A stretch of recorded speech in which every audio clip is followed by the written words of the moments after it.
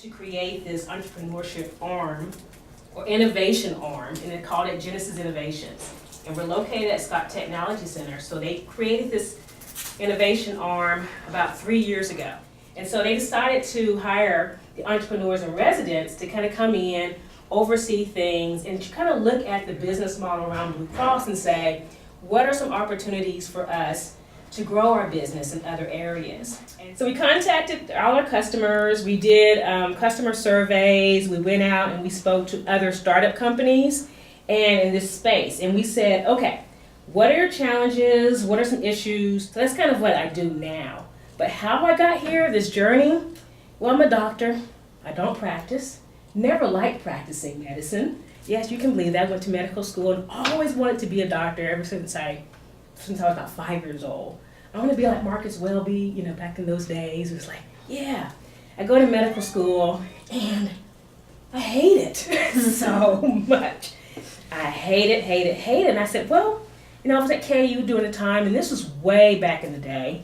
And I said, so what am I supposed to do? You know, I'm right in the middle of this. I was in my third year, and during your third year, you have to decide what specialty you're going to go into. And I was like, I don't know, because I don't like any of them.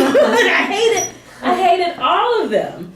And so I said, well, but I always had this kind of hustler inside of me. When I was growing up, I always liked business too. So I had like gigs when I had Uber before Uber was even started. What I would do is, I had this business in high school where I would shuttle all the neighborhood kids to all their events and stuff. Made a ton of money and was just doing that.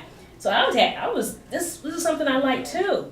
I was out and about one day and I met somebody from University of Colorado School of Business.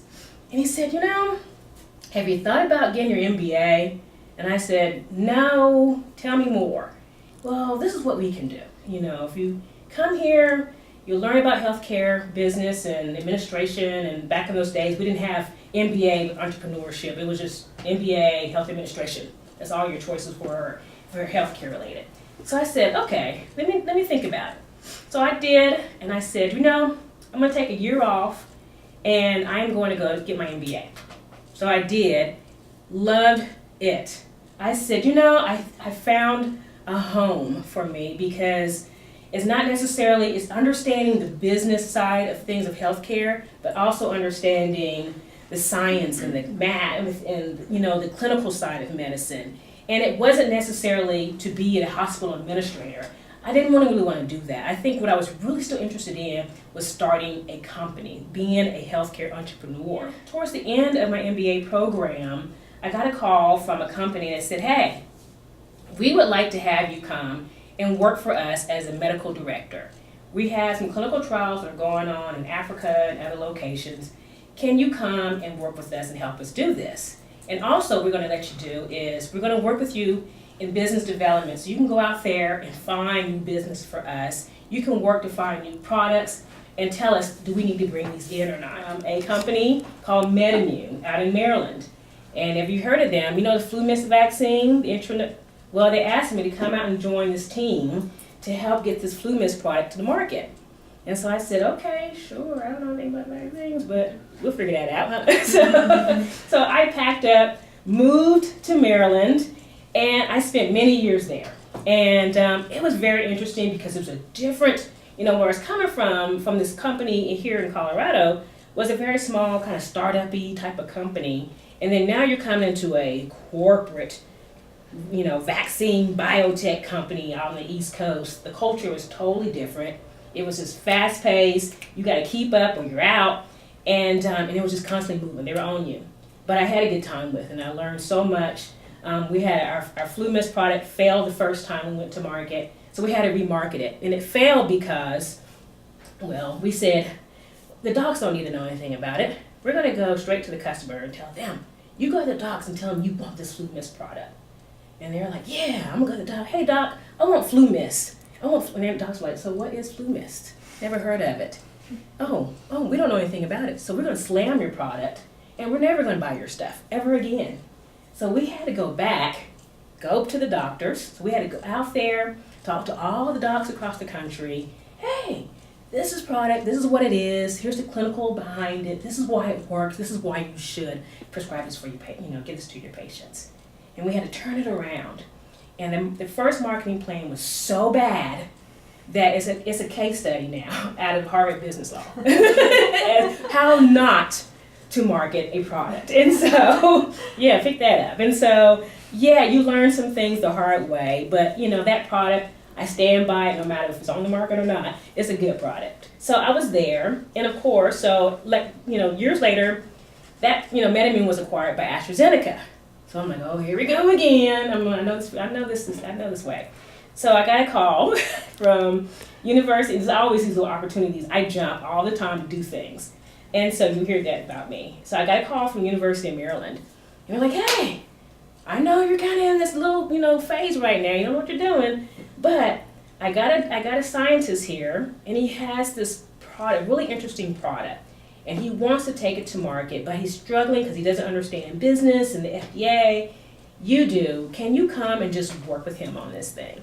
So we co-founded. So what did I do? Hey, let me try a new opportunity. So I left. And I went to go work and start this company with this scientist at the University of Maryland. And we worked very, very hard to get this microfluidic device together. Have you ever heard of this company called Theranos? The one where now have you heard now the company where she had this, she frauded everybody, this microfluidic lab on a chip type of medical product where you can take a blood sample and you can run all these different tests. Well, we tried this with this company that I was working for that started with this scientist for many years to make that just work. Take one little pick of your blood sample, run one test, and you can get everything for heart disease, diabetes, every kind of biomarker. We tried for years. So we got early studies, it worked, we got funding for it, and we were cruising. And as soon as we decided to go, okay, we got to take this now to the next clinical studies because we need to get this thing FDA approved. It failed, hard. What happened here? We don't know what's going on. This product is terrible right now. So we worked for years trying to get this product together and to get it to work and just could not do it. But I did this for years with this company. Loved this whole startup of a biotech company. I was the third black woman in the U.S. to actually have a biotech company. And Mae Jemison, the astronaut, was the number 2. And so we were always kind of competing on our businesses. And so it was so fun. I loved every minute of it. It was, my role was go out there and license new technology for the business. It was out there speaking to the FDA about how do we commercialize this? What types of clinical studies do we need to make this product work? And I just enjoyed it. For me, being an entrepreneur in that setting is sort of like, this is my life. This is what I do. And one thing I want to say about that is, when you're looking at entrepreneurship, everything that you see on social media and Instagram all looks good and everything's rosy. But it's hard when those times where you put so much of your life into this business, my money, you're this close from losing your home to make something work, and it fails. Those are the things that are challenging about being an entrepreneurship. It's not great. About 99% of the time, it's not great. That 1% where something works, it's wonderful. But you really have to be like, this is who I am, and understand who you are as an entrepreneurship and what you're good at, and stick to that and learn and grow and develop that skill. I always say, find something you do really well and grow it and learn it and make sure you understand that's the business right there. I see so many people say, well, I want to do this and this. And I'm like, well, are you any good at it? Is this what you do? And do you like it? No, but it seems like you'll make a lot of money.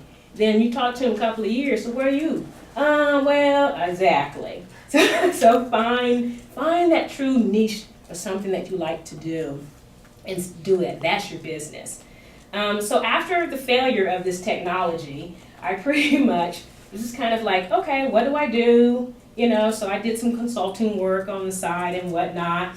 And then I got another call. I get a lot of calls every now and then. And the calls were from the state of Maryland, again, from another group. And they said, hey, So we've got an opportunity for you, and we're basically need someone to go to Africa and spend a few years in Africa and just kind of, look at some healthcare spaces for us. Came back and I said, well, what do I do now? And then I get another call. And the call is from a good friend of mine who worked for Obama, and she said, hey, there's an opportunity in Omaha. And I said, what? Omaha? I don't know about that. I'm sorry, but And she's like, no, it's for entrepreneur residents. You're in transition again. Think about this opportunity. And I said, okay.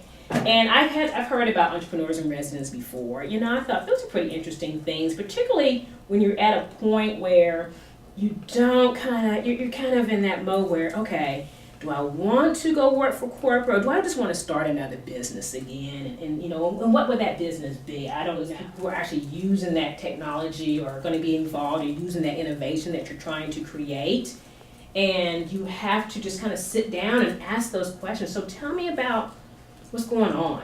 What are some issues that you're facing with this current product or whatever it may be, the service? What do you think can be better? What would make your job easier? And just ask those hard questions to people. I mean, for me, I also spend a lot of time reading literature, reading articles, and just seeing what's trending, what's happening. My Google alerts are like 50, 60 strong, because I'm always alerting to all different news articles about startups, entrepreneurship, innovation, what's happening out in the world. You have to stay on top of it, because right now, things move so fast. If you don't stay on top of it, your idea is going to be like late, by the time you put it out there. And I've had that happen before too. And in fact, we've just had that happen to us. So it's one of those things where you just got to stay on top of what you're doing. Stay on top of who's using your product, and stay on top of how it's going, trending. Is it going up, or is it going down in cycles? So it's a lot of research, honestly. It's read, talk, and get out your room, get out your office, get out the classroom, and start exploring and learning about what's going on. I think, starting your own company where you're wearing all the different hats, CEO, marketing, sales. I was even distribution person at one point and delivery person at one point. And so you got to find these ways of how to make that work.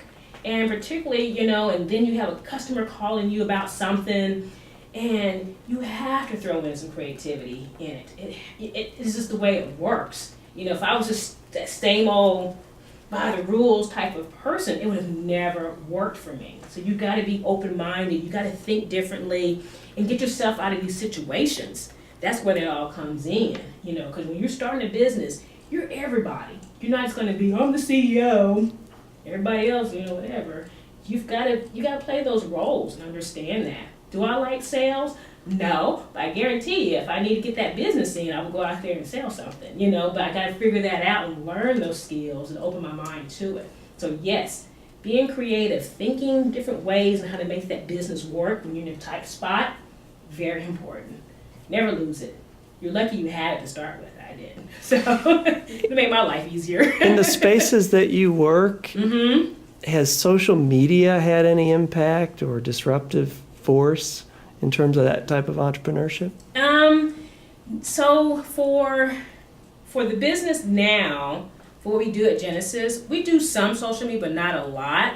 I have worked in other platforms, like we were working on working with someone on an e-commerce business, and that was all social media. I mean, it was Instagram, Facebook sites, it was this, that, and eBay, everything is all kind of together. So it depends on the type of business. I've done some work where I've sold medical supplies to the federal government. I didn't really use social media at that point because there's like, look, I want 5 pieces of equipment, just give it to me. I don't care about social media. So it just depends on the particular business. You use social media, right? Because you have to, because that's the type of business that you're in. So those types of things make a difference. In some businesses, if you don't really acquire it and it's not really there, like a government contractor, don't focus on it. Focus on how you market to them. Know what your customers want when it comes to marketing. If they are social media types, use social media.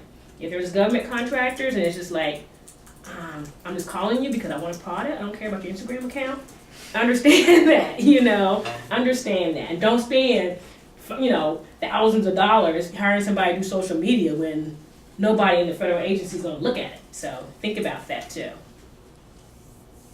So it sounds like you really have to be strategic in your uses of all communication. Mm-hmm. Yep. And the bottom line is, you got to go out there and meet the customer, no matter what.